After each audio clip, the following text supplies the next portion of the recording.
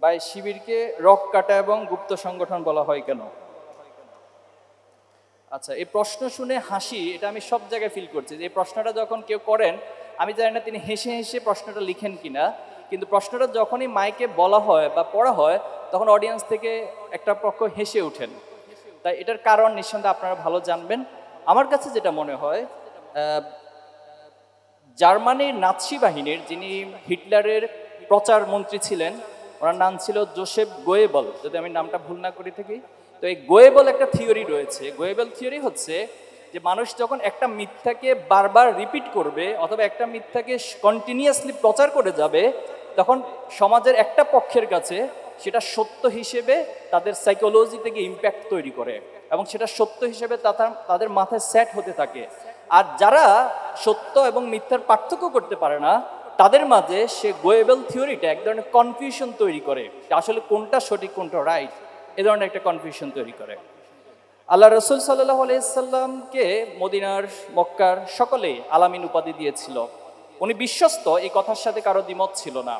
তো মজার একটা ঘটনা ঘটলো, যখন আল্লাহ রসুল্লাহ সাল্লামকে আল্লাহ তাআলা বললো যে তুমি প্রকাশ্যে দাওয়াতি কাজ করো, মানুষের কাছে আমার মেসেজ তুমি পৌঁছে দাও।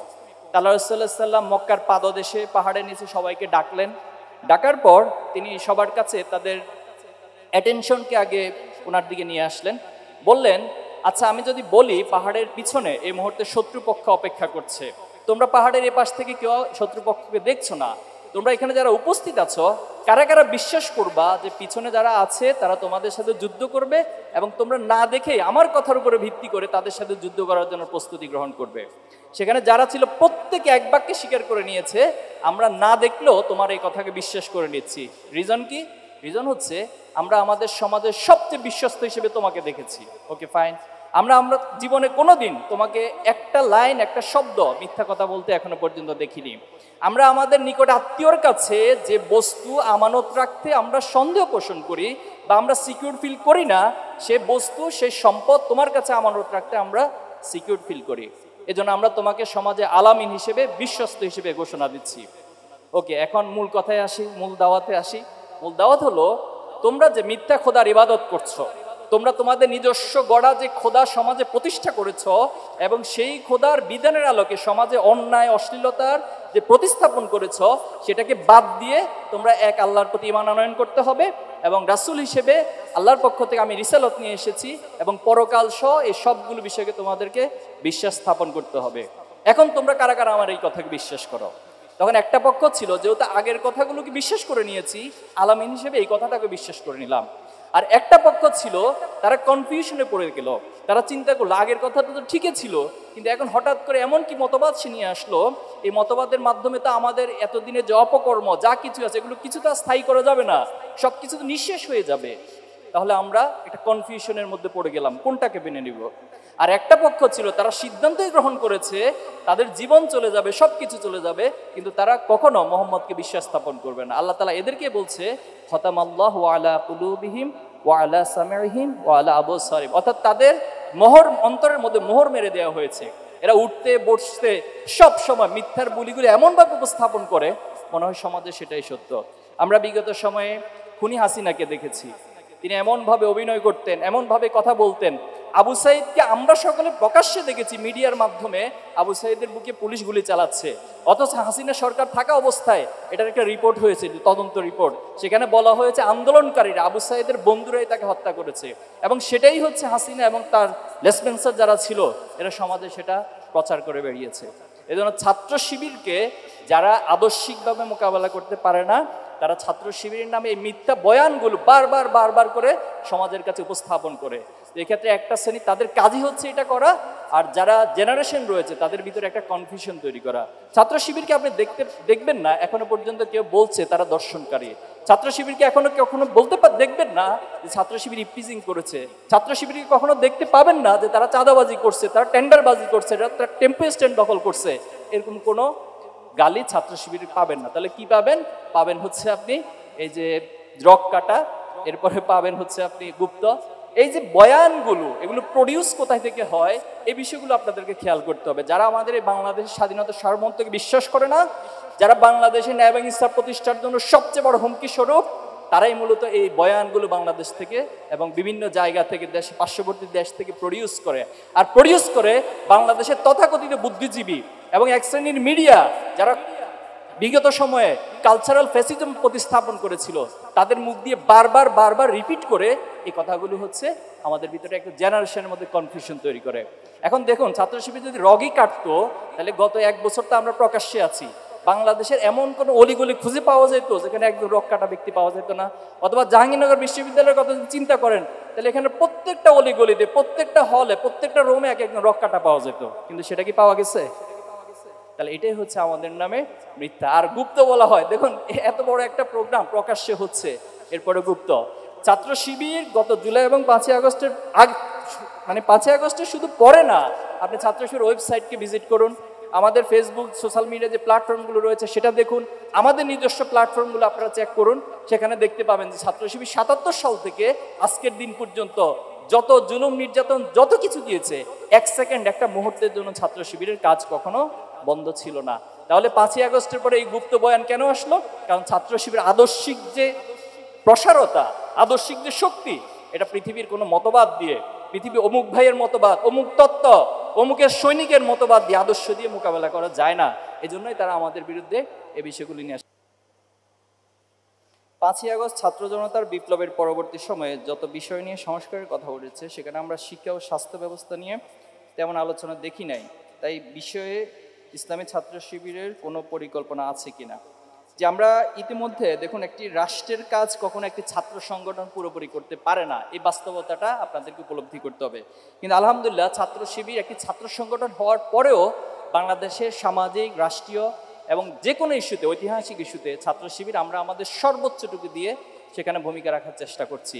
আপনারা এই মডেলটা বুঝতে পারবেন ইনশাল্লাহ ডাকসু, জাকসু, রাকসু, চাকসু সহ যে ক্যাম্পাসগুলোতে আলহামদুলিল্লাহ আমাদের নির্বাচিত প্রতিনিধিরা নির্বাচিত হচ্ছেন, তাদেরই অ্যাক্টিভিজমের মধ্য দিয়ে।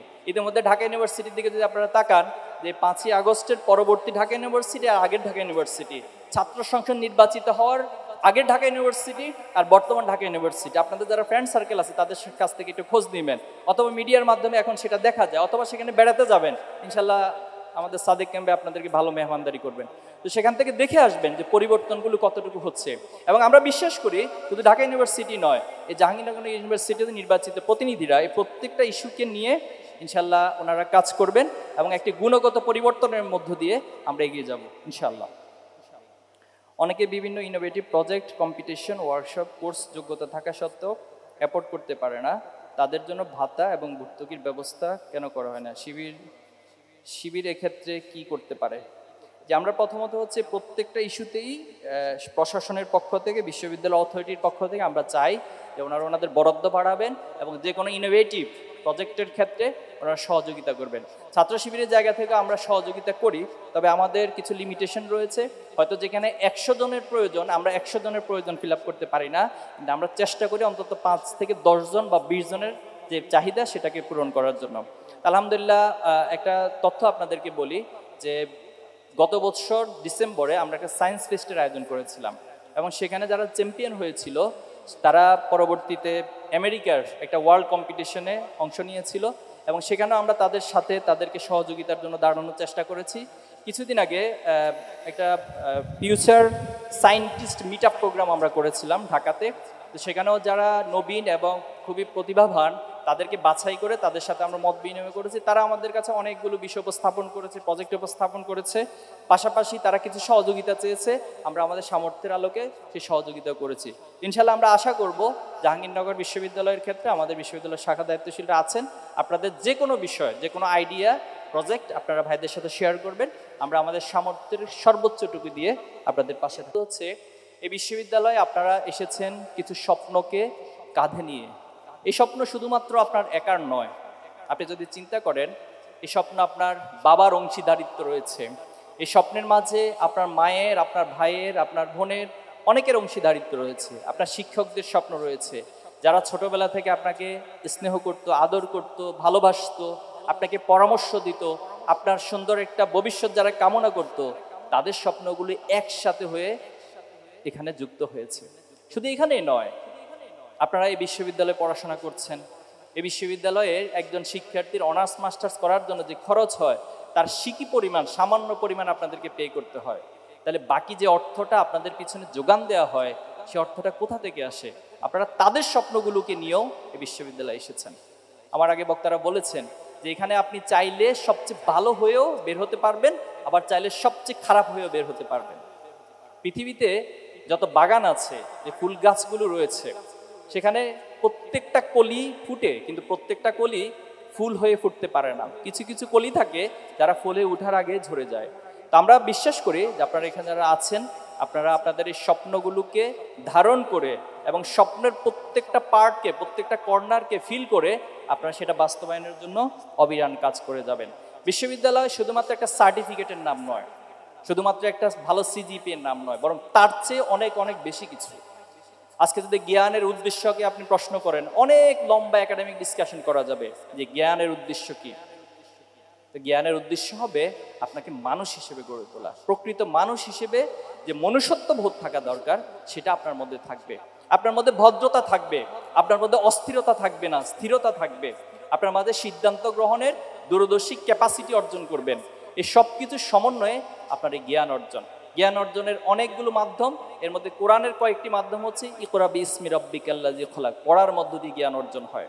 নাম্বার 2 হচ্ছে আফালা ইয়াতাফাক্কারুন, আপনি চিন্তা ভাবনার মধ্য দিয়ে জ্ঞান অর্জন হয়। এই পৃথিবীতে আপনি যখন চলবেন ফিরবেন, ক্যাম্পাসে ঘোরাফেরা করবেন, আপনি অনেক কিছুকে দেখবেন। বৃক্ষরাজিকে দেখবেন, আসমান দেখবেন, জমিন দেখবেন, সূর্য দেখবেন, তারকা দেখবেন, গাছপালা দেখবেন, পাখি দেখবেন, অনেক কিছু দেখবেন। কিন্তু একজন চিন্তাশীল মানুষের কাজ শুধুমাত্র সেটা দেখে সেটা সৌন্দর্য উপভোগ নয়, বরং সেই দৃষ্টির মধ্যে একটি গভীরতম অন্তর্দৃষ্টি থাকবে, যার মধ্য দিয়ে তিনি চিন্তা করবেন আল্লাহ তাআলা এটাকে কেন সৃষ্টি করেছেন, এই পাখি কেন সৃষ্টি করেছেন, এই গাছপালা চন্দ্র সূর্যকে কেন সৃষ্টি করেছেন। কখন কক্সবাজার যাবেন, সমুদ্রের দিক তাকিয়ে শুধুমাত্র ছবি তুলবেন না, বরং সমুদ্রের দিক তাকিয়ে গভীর চিন্তা করবেন আল্লাহ তাআলা কেন এই সমুদ্রকে সৃষ্টি করেছেন। এই প্রত্যেকটা সৃষ্টির কেনর উত্তর খুঁজে চিন্তাশীলতা এবং চিন্তার গভীরতার মধ্য দিয়ে আপনারা আপনাদের জ্ঞানের গভীরতাকে বৃদ্ধি করবেন। জ্ঞানের অনেকগুলো স্টেপ রয়েছে, ধাপ রয়েছে। মনে রাখবেন, যিনি যত বেশি জ্ঞানী তার মধ্যে স্থিতিশীলতা, তার মধ্যে নম্রতা, ভদ্রতা তার সবচেয়ে বেশি কাজ করবে। এটাই বাস্তবতা, এটাই আমরা পৃথিবীতে দেখে এসেছি। এবং আপনি যদি আজকে পৃথিবীকে নেতৃত্ব দিতে চান, সেখানেও আপনার এই জ্ঞানের জায়গায় সমৃদ্ধ হতে হবে। নবী আলাইহিস সালামরা পৃথিবীর দৃষ্টিকোণ থেকে নেতা বা নেতৃত্বের দিক থেকে সবচেয়ে অগ্রগামী, অথচ নবী আলাইহিস সালামদের এক একজন এক একটা কোয়ালিটি ছিল, কিন্তু কমন দুইটা গুণ ছিল। সেটা হচ্ছে আল্লাহ তাআলা সবাইকে ইলম ওয়াল হিকমা, অর্থাৎ জ্ঞান এবং প্রজ্ঞার শক্তি দান করেছেন। এজন্য আমরা আপনাদের কাছে অনুরোধ করব, শুধুমাত্র সার্টিফিকেট নয়, বরং জ্ঞানের যে গভীরতা, জ্ঞানের যে উদ্দেশ্য, সেটা আপনারা অর্জন করবেন। নবীন শিক্ষার্থীদের কাছে আমরা সেই প্রত্যাশা রাখছি। বাংলাদেশের ছাত্র রাজনীতি নিয়ে বলতে চাই যে ছাত্র রাজনীতির একটা গ্লোরিয়াস হিস্ট্রি রয়েছে। এখানে যখন কংগ্রেস এবং মুসলিম লীগ প্রতিষ্ঠিত হয়েছিল, তো তারপরে সর্বপ্রথম 1932 সালে অল বেঙ্গল মুসলিম স্টুডেন্ট লীগ প্রতিষ্ঠিত হয়, এবং তার কিছুদিন পর 1936 সালে স্টুডেন্ট ফেডারেশন অফ ইন্ডিয়া, অর্থাৎ হিন্দু ছাত্রদেরকে নিয়ে এই সংগঠনটি প্রতিষ্ঠিত হয়। তো বাস্তবতা হচ্ছে যে যদিও ছাত্র রাজনীতির বাংলাদেশের ব্রিটিশ পিরিয়ড বলুন, পাকিস্তান পিরিয়ড বলুন, তার পরবর্তীতে বলুন, প্রত্যেকটা ইভেন্টে অনেক গুরুত্বপূর্ণ ভূমিকা ছিল। এবং শুধুমাত্র গুরুত্বপূর্ণ ভূমিকা না, আমরা যে 5ই আগস্ট দেখেছি, এটাও ক্যাম্পাস থেকে সৃষ্টি হয়ে একটা আন্দোলন ছিল, পরবর্তীতে সেটা একটা জাগরণ এবং বিপ্লবে রূপান্তরিত হয়েছে। এই সব কিছুর অবদানের পরেও আমাদের কাছে এখনো ছাত্র রাজনীতির একটা ট্রমা কাজ করে, একটা ভীতি আতঙ্ক কাজ করে।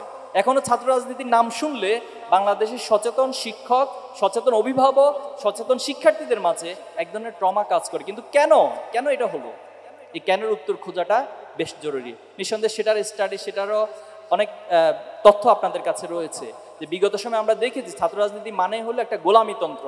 ছাত্র রাজনীতি মানে হলো ক্যান্টিনগুলোতে ফাও খাওয়া, হলের ক্যান্টিনগুলোতে ফাও খাওয়া, হল বাণিজ্য করা, সিট বাণিজ্য করা, এরপরে হচ্ছে কাউকে জোর করে তার নিজের কর্মসূচিতে নিয়ে যাওয়া, নিজের আদর্শ আরেকজনের উপর চাপিয়ে দেওয়া, যে আদর্শ আমার পছন্দ হবে না তাকে হত্যা করে ফেলা, তাকে নিঃশেষ করে দেওয়া, তার লাইফটাকে পুরো ধ্বংস করে দেওয়া। এটা ছিল ছাত্র রাজনীতির এক নির্যাস। অথচ 5ই আগস্টের পর আলহামদুলিল্লাহ আমরা দেখতে পাচ্ছি একটা নতুন জাগরণ তৈরি হয়েছে, একটা পরিবর্তন সাধিত হয়েছে, এবং ছাত্র শিবির সেই পরিবর্তনের সাথে সবচেয়ে বেশি ছাত্রদের জন্য ভূমিকা রেখে যাচ্ছে।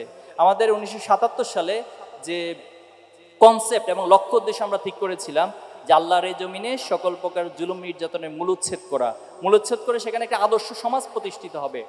আর 2024 সালের যে জাগরণ তৈরি হয়েছে, সেই জাগরণের মূল কনসেপ্টটাই ছিল সমাজ থেকে বৈষম্য দূর করা, জুলুম তৈরি নিঃশেষ করা এবং সেখানে ন্যায় এবং ইনসাফ প্রতিষ্ঠা করা। তাহলে দেখুন 1977 সালে ছাত্র শিবির যে আদর্শিক বয়ান, যে স্টেটমেন্ট, যে লক্ষ্য স্থির করেছিল, 2024-25 এসে সেটা আপামর ছাত্র জনতার লক্ষ্য এবং ইচ্ছার সাথে একাকার হয়েছে। এজন্য আমরা বিশ্বাস করি আগামী দিনের বাংলাদেশে ছাত্র রাজনীতির গুণগত পরিবর্তন হবে। ছাত্র রাজনীতি মানেই হবে সেখানে শিক্ষার্থী বান্ধব কর্মসূচি থাকবে, সেখানে ছাত্রদের কল্যাণের কর্মসূচি থাকবে। পৃথিবীর অপর দেশগুলোতেও ছাত্র রাজনীতি রয়েছে, সেখানে হিউজ ইউথ অর্গানাইজেশন রয়েছে। আমরা অনেকগুলো কান্ট্রিতে সফর করে সেখানকার ভাইদের সাথে মত বিনিময় করেছি। আমরা সেখানে এ ধরনের কনফ্লিক্টের কোনো রাজনীতি দেখি নাই, যে আমি আমার আদর্শ প্রচার করতে পারছি না এজন্য কাউকে আদর্শ প্রচারই করতে দিব না, আমি আমার কাজ করে সবার কাছে গ্রহণযোগ্যতা পাচ্ছি না এজন্য আরেকজন যাতে গ্রহণযোগ্যতা অর্জন করতে না পারে সারাদিন তার পিছনে প্রোপাগান্ডা চালাবো। এই ধরনের রাজনীতি পৃথিবীর কোথাও নাই। সেখানে রয়েছে পলিসি ডিবেট হয়, যখন শিক্ষার্থীরা ভ্যাকেশন থাকে সেই ভ্যাকেশনগুলোতে তাদেরকে তাদের সফট স্কিল সহ যে মোরাল ডেভেলপমেন্ট রয়েছে সেটার জন্য বিভিন্ন ধরনের ট্রেনিং ডেভেলপমেন্ট প্রোগ্রামের আয়োজন করা হয়। তা আমরাও চাই যে বাংলাদেশে এই ছাত্র রাজনীতি গুণগত পরিবর্তন হবে এবং আগামী দিনে এই ছাত্র রাজনীতিকে কলুষিত করার জন্য যদি কেউ চেষ্টা করে, ইনশাআল্লাহ আমরা সকলে মিলে তাদেরকে কি করব, আমরা তাদেরকে প্রতিরোধ করব ইনশাআল্লাহ। এবং বাংলাদেশের সত্যিকার অর্থেই একটি সুন্দর, একটি ভালোবাসাপূর্ণ, একটি উদারতাপূর্ণ পরিবেশ আমরা তৈরি করব। আমাদেরকে নারী ইস্যু নিয়ে বিভিন্ন সময় কোশ্চেনের জায়গায়, একটা প্রবলেমেটিক জায়গায় কোশ্চেন তৈরি করে দেওয়া হয় যে আমরা নারী বিদ্বেষী, নারীদেরকে আমরা সম্মান করি না। এখন কথা হলো এই কথাগুলো কারা বলে? এই কথাগুলো তারাই বলে যারা এই জাহাঙ্গীরনগর বিশ্ববিদ্যালয়ের দর্শনে সেন্সিটি করার পর সেটাকে আবার সেলিব্রেট, নির্লজ্জের মতো, বেহায়ার মতো সাংবাদিক সম্মেলন করে উপস্থাপন করে সেটাকে সেলিব্রেট করেছে। তারাই আমাদেরকে এ ধরনের কথা বলে। আপনি দেখুন ইসলাম আসার আগে নারীদের অবস্থানটা জাহিলিয়াত যুগে কেমন ছিল। তাদেরকে একটা পণ্যের সাথে তুলনা করা হতো, তাদেরকে জীবন্ত কবর দেওয়া হতো। একটা পিতামাতার যদি কন্যা সন্তান জন্ম নিত, এর চেয়ে নির্লজ্জজনক কাজ ওই পিতামাতার জন্য কিছুই ছিল না। অথচ ইসলাম আসার পর নারীদেরকে সবচেয়ে সম্মানের জায়গা দিয়েছে, নারীদের মতামতকে গুরুত্ব দেওয়া হয়েছে, নারীদেরকে মতকে আল্লাহ রাসূলুল্লাহ সাল্লাম সবচেয়ে অগ্রাধিকার দিয়েছে। আল্লাহ রাসূল সাল্লাল্লাহু আলাইহি সাল্লামের কাছে গিয়ে একবার একজন প্রশ্ন করেছেন যে পৃথিবীতে যারা আছে এদের মধ্যে সবচেয়ে সম্মানের ব্যক্তি কে? আল্লাহ রাসূলুল্লাহ সাল্লাম 3 বার বলেছেন যে তোমার মা, তোমার মা এবং তোমার মা, এরপরে কে? এরপরে তোমার বাবা। তাহলে আল্লাহ তাআলার জায়গা থেকে, আল্লাহ রাসূলের জায়গা থেকে, ইসলামের কনসেপ্টের জায়গা থেকে নারীদেরকে কত বেশি গুরুত্ব দেওয়া হয়েছে। আমাদেরকে অন্যান্য ধর্মের প্রতি এক ধরনের বিদ্বেষ জায়গা, একটা কনফ্লিক্টিভ জায়গা আমাদেরকে বসিয়ে দেওয়া হয়। অথচ বাংলাদেশের সম্প্রীতির দিক থেকে আমাদের যে হিন্দু বন্ধুরা রয়েছে, ভাইরা রয়েছে, বোনেরা রয়েছে, তাদের সাথে আমরা সর্বোচ্চটুকু ধর্মীয় সম্মানবোধ রেখেই আমরা তাদের সাথে সম্পর্কগুলোকে আমরা পরিচালনা করে থাকি। আমি আমার ছোটবেলা থেকে যত হিন্দু বন্ধু ছিল, আমার ক্লাসমেট ছিল, এখনো পর্যন্ত যদি আপনি তাদের কাছ থেকে খোঁজ নেন যে আমাদেরকে তারা কেমন পেয়েছিল, আপনাদের যারা বন্ধুরা রয়েছে আপনারা তাদের কাছ থেকে খোঁজ নিতে পারেন যে তারা কেমন পেয়েছিল। আল্লাহ রাসূল সাল্লাল্লাহু আলাইহি সাল্লামকে একবার তিনি যখন মক্কা বিজয় করছেন তখন এক বৃদ্ধ মহিলা, বলা হলো যে মোহাম্মদ আজকে যাকে পাবে, যে ইসলাম গ্রহণ করবে না তাকে হত্যা করবে। এই আতঙ্কের কারণে একজন বৃদ্ধ মহিলা তার সব কিছু নিয়ে মক্কা ছেড়ে পালিয়ে চলে যাচ্ছে। তো প্রতিমধ্যে আল্লাহ রাসূল সাল্লাল্লাহু আলাইহি সাল্লামের সাথে সেই বৃদ্ধ মহিলার দেখা। রাসূলুল্লাহ সাল্লাম যখন জানতে পারলেন আল্লাহ রাসূলের ভয়ে সেই মহিলা পালিয়ে চলে যাচ্ছে, যে আল্লাহ রাসূলুল্লাহ সাল্লাম নাকি তাকে জোর করে ইসলাম গ্রহণ করাবে, রাসূলুল্লাহ সাল্লাম বললেন যে আপনি তো অনেক দূরে যাচ্ছেন, আমি আপনাকে সহযোগিতা করি, আপনার এই ব্যাগপত্র আমাকে দিন, আমি আপনাকে পৌঁছে দিই। তো বললো ঠিক আছে, এটা তো আমার জন্য অনেক উপকার হয়, তুমি আমাকে সহযোগিতা করো, আমাকে পৌঁছে দাও। আল্লাহ রাসূলুল্লাহ সাল্লাম সে বৃদ্ধ মহিলাকে তার গন্তব্যে অনেক দূরে পৌঁছে দিলেন। পৌঁছে দিয়ে যখন তিনি ফিরে আসছেন তখন বৃদ্ধ মহিলা আল্লাহ রাসূল সাল্লাল্লাহু আলাইহি সাল্লামকে জিজ্ঞেস করলেন যে তুমি তো আমার অনেক উপকার করেছো, তোমার পরিচয়টা আমাকে বলো। আল্লাহ রাসূল সাল্লাল্লাহু আলাইহি সাল্লাম বলেছেন যে আমার নাম মুহাম্মদ। বৃদ্ধ মহিলা তো একটু আশ্চর্য হলো যে কোন মুহাম্মদের কথা বলছো? বলছেন আপনি যে মুহাম্মদের ভয়ে পালিয়ে চলে আসছেন আমি ঠিক সেই মুহাম্মদ। সুবহানাল্লাহ। তাহলে দেখুন এটাই হচ্ছে আমাদের সাথে বাস্তবতা আর প্রোপাগান্ডার পার্থক্য। আল্লাহ রাসূলুল্লাহ সাল্লাল্লাহু আলাইহি ওয়াসাল্লাম একবার মসজিদে বসা ছিলেন, এই মুহূর্তে একজন বেদুইন, একজন বিধর্মী এসে সে প্রস্রাব করে দিল। তখন সকল সাহাবীরা তাকে মারার জন্য উদ্যত হলো, কিন্তু আল্লাহ রাসূলুল্লাহ সাল্লাল্লাহু আলাইহি ওয়াসাল্লাম তাদেরকে বললেন যে সে তো বুঝে না, না বুঝার কারণে সেই কাজগুলো করেছে, তোমরা তাকে ছেড়ে দাও। এই যে আমাদের বিষয়ে নানান প্রোপাগান্ডা চালানো হয়, অথচ বাস্তবতা হলো ইসলামের বাস্তবতা। ইসলাম অমুসলিমদেরকে অথবা অন্য ধর্মাবলম্বীদেরকে সবচেয়ে বেশি সম্মান করে এবং তাদের ধর্মীয় অধিকার রক্ষার ক্ষেত্রে ইসলাম যুগে যুগে সবচেয়ে বেশি ভূমিকা পালন করেছে। একবার সালাউদ্দিন আইয়ুবী তিনি যখন একটা রাজ্য জয় করলেন, সে রাজ্য জয় করার পর একজন অমুসলিম মহিলা তিনি তার সন্তানকে খুঁজে পাচ্ছেন না। সালাউদ্দিন আইয়ুবী তিনি নিজে গিয়ে সেই সন্তানকে, তার শিশুকে খুঁজে বের করলেন এবং তার মহিলার কাছে পৌঁছে দিলেন। এটাই ছিল ইসলামের যুগে যুগে ইতিহাস, নারীদের প্রতি, অমুসলিমদের প্রতি সম্মানের জায়গা। আমরা আশা করব আমরা যে আদর্শের চর্চা করছি, আল্লাহ তাআলার পক্ষ থেকে যে আদর্শের মধ্য দিয়ে আমরা এই সমাজে সত্যিকার অর্থে ন্যায় প্রতিষ্ঠা করতে চাই, আমি বিশ্বাস করি আপনারা সেটার সাথে একমত হবেন এবং বাংলাদেশকে পরিবর্তনের জন্য আপনারা ভূমিকা রাখবেন। আমাদের এই বাংলাদেশ অপার সম্ভাবনার বাংলাদেশ। এখানে হিউজ হিউম্যান রিসোর্স রয়েছে, আমাদের প্রাকৃতিক অনেক সম্পদ রয়েছে, আমাদের ব্লু ইকোনমি জোন রয়েছে, এখানে নদী মাতৃকতার মধ্য দিয়ে হিউজ পরিমাণ পর্যটন শিল্পের সম্ভাবনা রয়েছে। আমি আশা করব আপনারা শুধুমাত্র জাহাঙ্গীরনগর বিশ্ববিদ্যালয় নিয়ে ভাববেন না, আপনারা এই বাংলাদেশের প্রতিটি সম্পদ, প্রতিটি সম্ভাবনাকে নিয়ে ভাববেন এবং সেটাকে কিভাবে আগামী দিনে কাজে লাগানো যায় সে চিন্তা আপনারা করবেন। আমাদের এখানে হিউজ পরিমাণ কর্মসক্ষম মানুষ রয়েছে, তাদেরকে কাজে লাগানোর মতো যথাযথ উদ্যোগে সরকারের নাই। অতীতে যারাই এখানে রাষ্ট্র পরিচালনা করেছে তারা শুধুমাত্র নিজেদের পকেট বাড়ি লুটপাট এবং অর্থ পাচারের কাজগুলো করেছে, দুর্নীতি করেছে। আমরা বিশ্বাস করি আপনাদের মধ্য দিয়ে ইনশাল্লাহ আমরা এই বাংলাদেশকে পরিবর্তন করে দিতে পারবো ইনশাল্লাহ। আমরা 24 সালে পারছি না, যেটাকে বলা হয়েছে যে না কেউ কোনোদিন পারবে না, কিন্তু আলহামদুলিল্লাহ 24 সালে এই জেনারেশন সহ আমরা সকলে মিলে সেটা পেরেছি। এখানে আমাদের সহকর্মী ভাইরা রয়েছেন, আবু সাদিক কায়েম ভাই রয়েছেন। জুলাই আন্দোলনে যখন আমরা পলিসি মেকিং করতাম তখন বলতাম যে আমরা মনে হয় পারবো না, তখন আমাদের সাদিক কায়েম ভাইয়েরা আমাদেরকে বলতেন যে ভাই ইনশাল্লাহ পারবো, আমরা আল্লাহর কাছে দোয়া করি, চেষ্টা করি, ইনশাল্লাহ আমরা পেরে যাব। আলহামদুলিল্লাহ আমরা পেরেছি। আমরা বিশ্বাস করি বাংলাদেশের যে সম্ভাবনা রয়েছে, যদি আমরা এই যুব সমাজ সিদ্ধান্ত নিই, নিজেদেরকে গড়ে তুলি, নিজেদেরকে পৃথিবীতে লিড দেওয়ার মতো ফ্যাক্টর হিসেবে তৈরি করতে পারি, তাহলে আমরা পারবো ইনশাআল্লাহ। আল্লাহ আমাদের সবাইকে তৌফিক দান করুক। আপনাদের সাথে আবার দেখা হলে আবার কথা হবে ইনশাআল্লাহ। সবাইকে অনেক অনেক ধন্যবাদ, সবার জন্য অনেক অনেক শুভকামনা। আপনারা আজকে যেভাবে করে নবীন হিসেবে সেলিব্রেশন পাচ্ছেন, আমি বিশ্বাস করি যেদিন এই বিশ্ববিদ্যালয় থেকে বের হবেন সেদিনও আপনারা সেলিব্রেশনের মধ্য দিয়ে পৃথিবীবাসীর কাছে সফল ব্যক্তিত্ব হিসেবে বের হবেন। পাশাপাশি শুধুমাত্র দুনিয়ার সীমান্তে নয়, বরং দুনিয়ার সীমান্ত পাড়িয়ে আপনারা যখন আখিরাতে যাবেন সেখানেও আপনারা সফল হিসেবে নিজেদেরকে আল্লাহর কাছে উপস্থাপন করবেন। এই দোয়া করে শেষ করছি, আল্লাহ তাআলা আমাদেরকে যেটা শিখিয়ে দিয়েছেন, রব্বানা আতিনা ফিদ দুনিয়া হাসানাতাও ওয়া ফিল আখিরাতি হাসানাতাও ওয়া কিনা আযাবান্নার। আমিন। আসসালামু আলাইকুম। সম্মত হয়েছেন ইনশাআল্লাহ ডাকসুকে গড়ে ইনশাআল্লাহ ডাকসুতেও তিনি আসবেন এবং জাহাঙ্গীরনগর বিশ্ববিদ্যালয়ে ওনার পদচারণা মুখরিত হবে ইনশাআল্লাহ। প্রিয় শিক্ষার্থী ভাই এবং বোনেরা, আপনাদের প্রশ্নগুলো উত্তর দেওয়ার চেষ্টা করবো যদি আল্লাহ তাআলা তৌফিক দান করেন। আমিন। একজন প্রশ্ন করেছেন, শিবির শিক্ষার্থীদের পড়াশোনা এবং ভবিষ্যৎ কর্মজীবনে কিভাবে অবদান রাখে। দেখুন, ইসলামী ছাত্র শিবির প্রতিষ্ঠিত হয়েছে একজন শিক্ষার্থীকে তার একাডেমিক জায়গা থেকে সাউন্ড করে গড়ে তোলা, তার নৈতিক জায়গা থেকে তাকে সাউন্ড করে গড়ে তোলা, পাশাপাশি দেশ এবং জাতির জন্য তিনি যে ভূমিকা রাখবেন, তার সেই ক্যারিয়ার গড়ার জন্য যে দক্ষতা প্রয়োজন, যোগ্যতা প্রয়োজন, এই সব কিছুর একটা হলিস্টিক প্রোগ্রামের নাম হচ্ছে ইসলামী ছাত্র শিবির। আলহামদুলিল্লাহ, ইসলামী ছাত্র শিবির আমাদের প্রতিষ্ঠা লগ্ন থেকে আমরা এই কাজগুলো করে আসছি। আমরা বিশ্বাস করি যে বাংলাদেশের এই জমিনে ন্যায় প্রতিষ্ঠিত হবে, ইনসাফ প্রতিষ্ঠিত হবে এবং এই সমাজের প্রত্যেক মানুষ তার অধিকার ভোগ করবে, অধিকারগুলো সঠিকভাবে তিনি অর্জন করতে পারবেন, ভোগ করতে পারবেন। কিন্তু সমস্যাটা যেখানে, সেটা হলো এই ন্যায় এবং ইনসাফ আপনা আপনি প্রতিষ্ঠিত হয় না।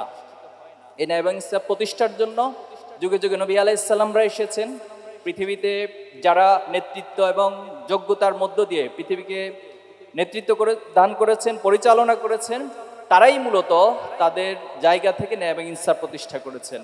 আমরা মনে করি এই সমাজের ছাত্ররা যদি সত্যিকার অর্থে শুধুমাত্র একাডেমিক দিক থেকে সফল নয়, বরং একাডেমিক সফলতার পাশাপাশি তারা যদি নৈতিকতা, দক্ষতা এবং পৃথিবীকে কম্পিট করার মতো, পৃথিবীকে চ্যালেঞ্জ করার মতো, পৃথিবীর যে অপমতবাদগুলো রয়েছে, মানবীয় মতাদর্শগুলো রয়েছে, যারা পৃথিবীতে শান্তির কথা বলে সকল অশান্তি সৃষ্টির মূলে কিরানক হিসেবে কাজ করে, তাদেরকে চ্যালেঞ্জ করে এই পৃথিবীতে শান্তি প্রতিষ্ঠার জন্য কিছু মানুষ প্রয়োজন। আর আমরা বিশ্বাস করি ছাত্র শিবিরের টোটাল কার্যক্রমের মধ্য দিয়ে ছাত্র শিবির সে মানুষ তৈরি করে, আমরা আপনাদেরকে সেই পথে সেই মানুষ তৈরি হওয়ার দিকে আহ্বান জানাচ্ছি। দ্বিতীয় যে প্রশ্ন,